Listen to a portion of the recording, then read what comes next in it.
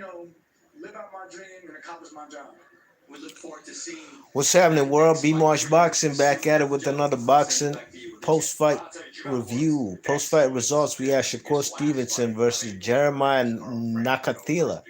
Jeremiah Nakathila comes into this fight with one loss, I believe 20-something victories, 22 victories, 17 KOs.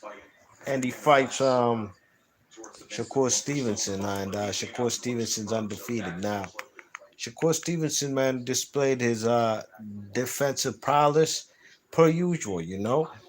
Definitely was keeping range, fighting a taller, rangier fighter in Jeremiah Nakathila, but he was keeping on the outside, dictating the pace throughout the fight, whether it was with his feet or whether it was dictating the pace with the jab. And he had it percolating in there. You know, the first round was kind of like a feel out round for both guys. But Shakur Stevenson did land two beautiful hard lefts that caught the attention of the man Jeremiah Nakathila. And it was a close round. And anything after that was all Shakur Stevenson. You know, Shakur Stevenson dropped him in round two. They didn't call it as a knockdown. He caught him with a right hook.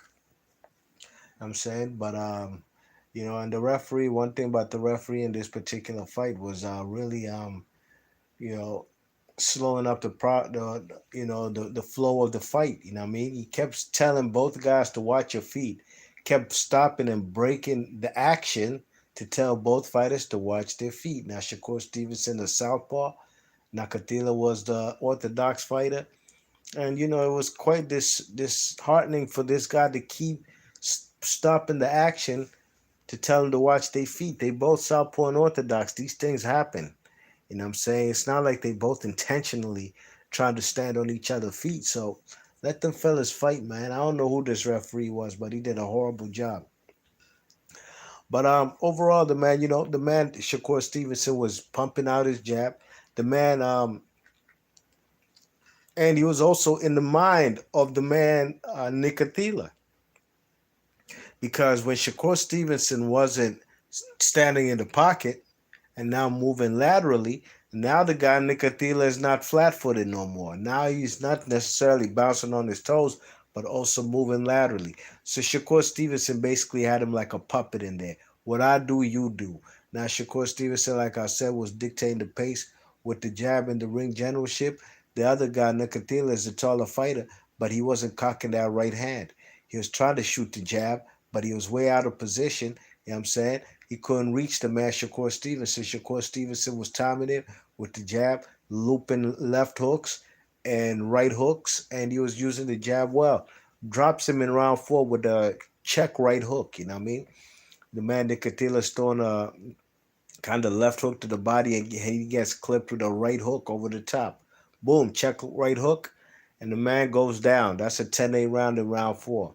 Shakur Stevenson's just giving this guy a boxing lesson, you know what I mean? Nicatila needs a knockout from round six, you know, but big ups to Tobias Harris, his trainer and probably his manager. I said Tobias Harris, excuse me. That's a guy from the Sixers. Nestor Tobias, is the guy who was training the man, Jeremiah Nicatila.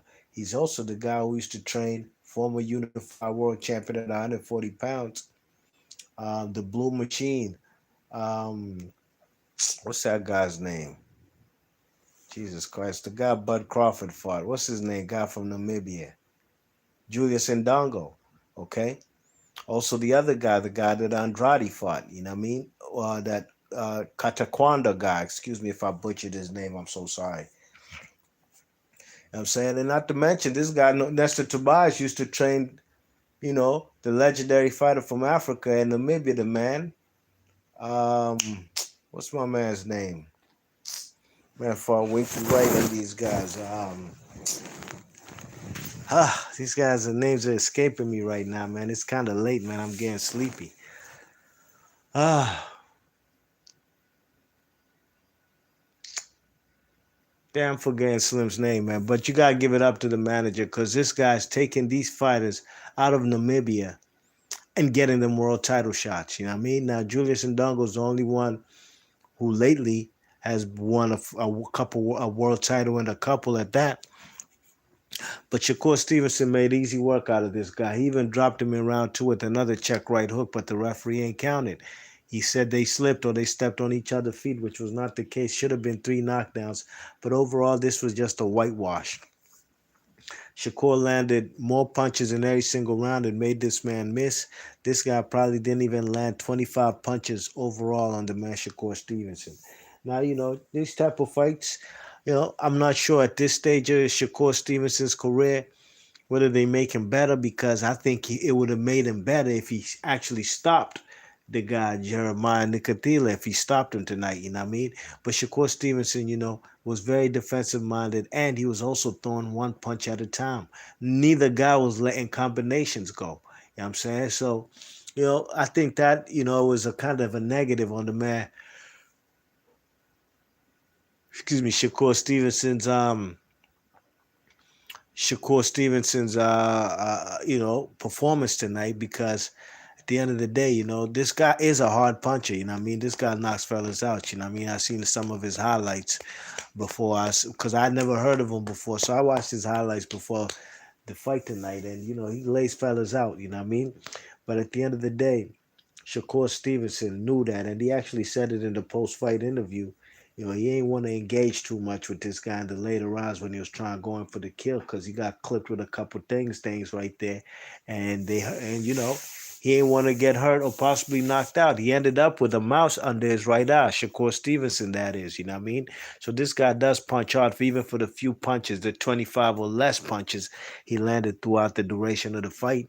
He caught the man at least with one that kind of put a mouse under a defensive maestro's eye in the man Shakur Stevenson. You know what I mean?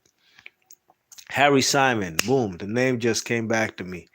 This is boxing, man. I know a million fighters, man, from the turn of the century till 2021. You know what I mean? So Harry Simon, former world champion at 154 and 160 pounds with the WBO belt. Very good fighter. You know what I mean? That's the guy Nestor Tobias trained him as well, So gotta give it up to Nestor Tobias, but most importantly, Shakur Stevenson gets the W tonight, improves to 16-0 with 8 KOs. He fought this fight kind of a little amateurish. I ain't gonna lie, as far as one punch at a time, like he's trying to pick up points rather than going in for the kill. This is the hurt game, you know what I mean? Um, you know, he got good defense, so maybe he doesn't have the best defense when he's up in close quarters, like how a James Toney could be right in front of you in the pocket, or Andre Ward, and making fellas miss. You know what I'm saying? Just bobbing and weaving, slipping punches on some shoulder roll shit. You know what I'm saying? Blocking punches with the elbows as far as going to the body. Just keeping a tight turtle shell type defense. Maybe Shakur Stevenson needs to learn to work on that, because he's a great defensive fighter when he's on the outside. But we need to see him get on the inside and display some kind of style like guys like Vasyl Lomachenko has shown in previous fights, you know what I mean? Where he can be right there in the pocket with you, close quarters, you know what I mean? Because Lomachenko ain't a fighter who's fighting you from distance or from the outside. Lomachenko is a little bit more of an inside, mid-range fighter more than an outside fighter. And I think Shakur Stevenson needs to work on that, tighten up his defense on the mid-range, close range, and let his hands go more in combinations rather than one punch at a time, pot shot in the dude. But overall, he gets the W. A win is a win. Of course, Arturo Vargas comes up in the chat and says Shakur Stevenson's overrated. I'm going to come up in your live stream when you haven't one, and I'm going to say, I don't know, Oscar Valdez is overrated. You know what I mean? The man's overrated, but the man won every single round. Come on, man. You see, fellas like y'all don't come to B Marsh Boxing Channel. You know what I'm saying? You could be objective, but don't be a hater. God damn. Anyways, B Marsh Boxing, big ups to everybody in the chat. If you're new to the channel, please share and subscribe. If you want to donate to the channel, man, hit B Marsh up in the Cash App at $ B Marsh 333, or hit up my PayPal. bmarsh333 at gmail.com. All right? I'm going to catch y'all on the next one. I'm gone. Peace.